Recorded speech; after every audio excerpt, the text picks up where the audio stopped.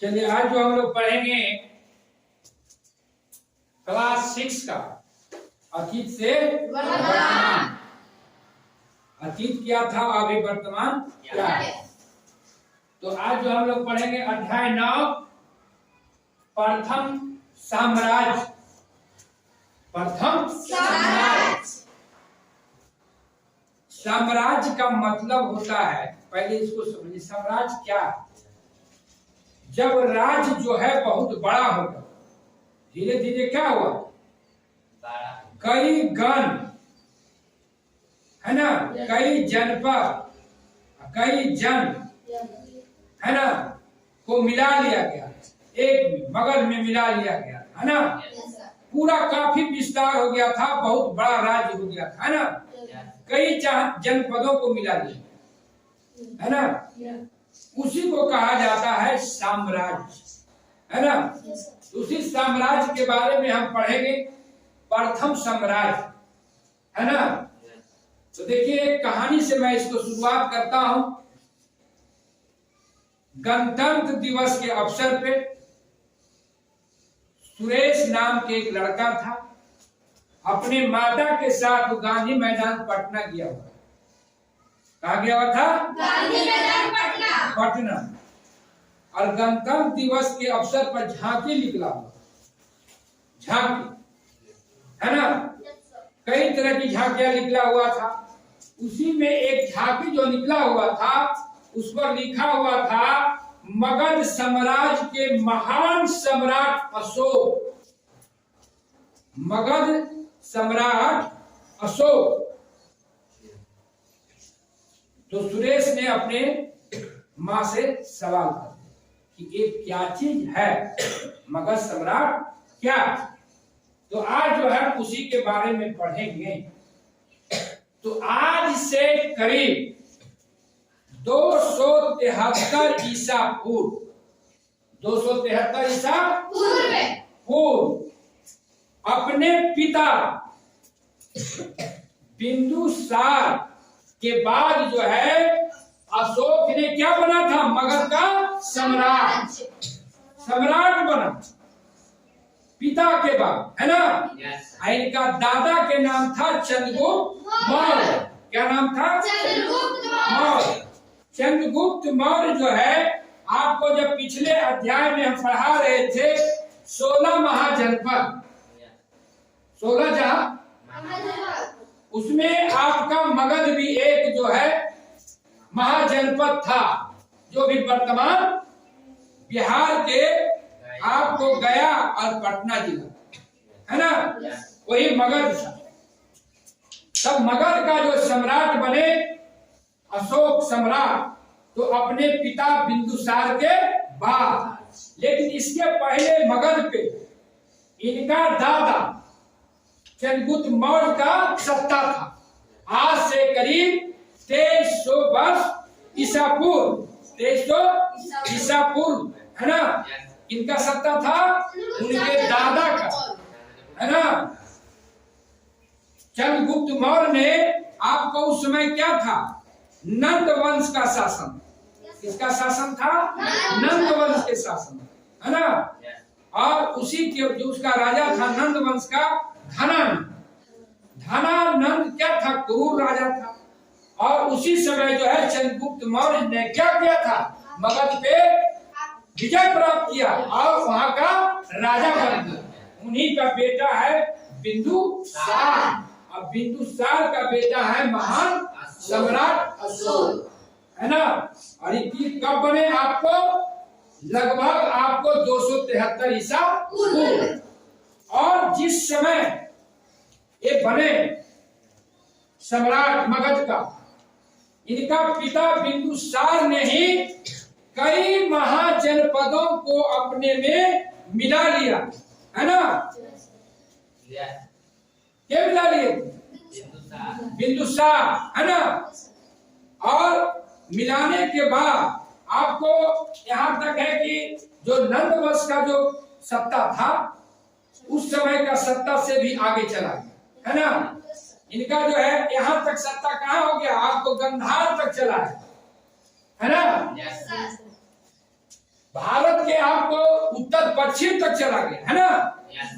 हाँ? कहीं दक्षिण में भी चला गया, पश्चिम दक्षिण में भी चला गया सत्ता। पूरा तरह से मगध का पूरा एक बहुत बड़ा साम्राज्य कायम, बहुत बड़ा साम्राज्य कायम। जब साम्राज्य कायम हो गया तो अशोक ने भी आपको युद्ध करके, लड़ाई करके आपको कलिंग पर विजय प्राप्त किए। कहां विजय प्राप्त किए थे? कलिंग पर। ये जो आपको नक्शा है, ये नक्शा है मौर्यकालीन नक्शा, है ना। अभी जो वर्तमान में देखिए आपका नक्शा ये है ना, आपका ये उड़ीसा, उड़ीसा है। और उड़ीसा में क्या है? उड़ीसा में ही क्या है? कलिंग, है ना, जहां पर अशोक सम्राट ने क्या क्या था? विजय प्राप्त किया, है ना। युद्ध हुआ था, काफी युद्ध हुआ था, लाशों का ढेर लग गया था। जिधर देख रहा था उधर ही लाश ही लाश, जिधर देख रहा था खून की नदियां। लेकिन महान अशोक सम्राट को ऐसी महान नहीं कहा जाता। इन्होंने विजय तो प्राप्त कर लिया, लेकिन वहीं पर इन्होंने संकल्प कर लिया कि युद्ध कोई अच्छी बात नहीं है, युद्ध कोई अच्छी बात नहीं है, युद्ध करना ठीक नहीं है। कितना आदमी मारा गया, कितने लोगों का जो है खून बह गया। उन्होंने क्या किया? कहा कि लड़ाई अब हम नहीं करेंगे। अपने अस्त्र को क्या कर दिए थे? त्याग। आपको हिंदी में भी पढ़ना, हिंदी में भी कहानी है अशोक सम्राट का, पढ़ना, है ना। अशोक का शस्त्र त्याग, है ना, अशोक का शस्त्र त्याग।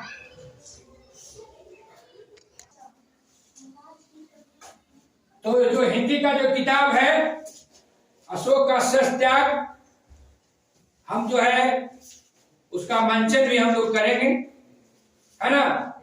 हिंदी के माध्यम से भी हम समझ लेंगे महान सम्राट अशोक का, है ना।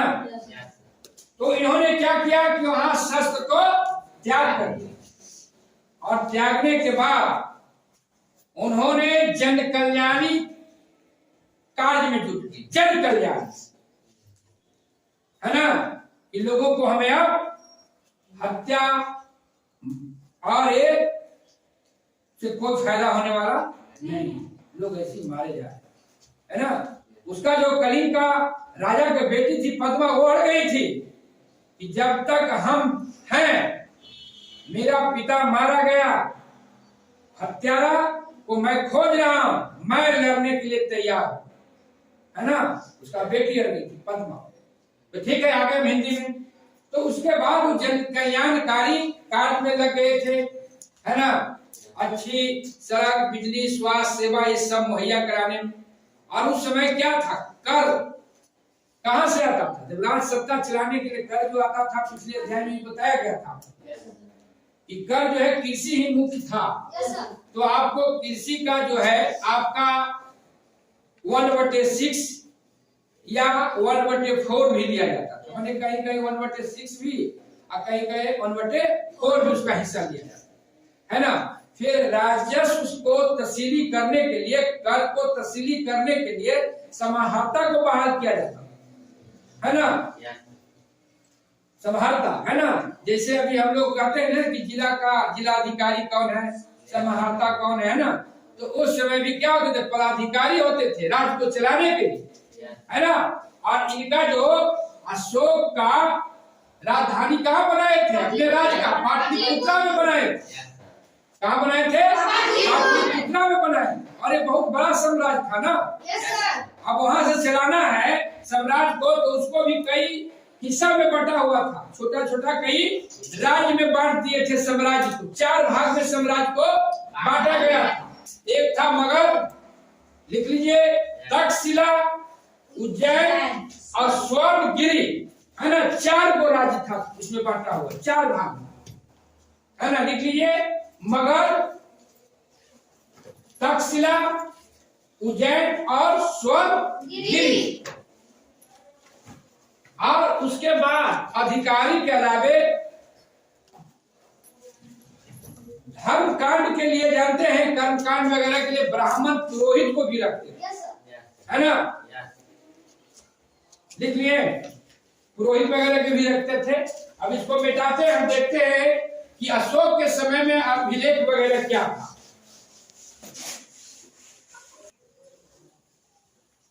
सम्राट अशोक के अभिलेख एवं उसका अंश है ना, आज भी जो है सम्राट के शासन काल में जो अभिलेख बनाया गया वो पत्थरों पर बनाया गया, खुदाई कर, है ना, पत्थर पे ऐसा पत्थर होता था और उसी पर खुदाई होता है ना, और जो लिखाई होता था ब्राह्मी लिपि, है ना, ब्राह्मी लिपि उसको बोलते थे, है ना।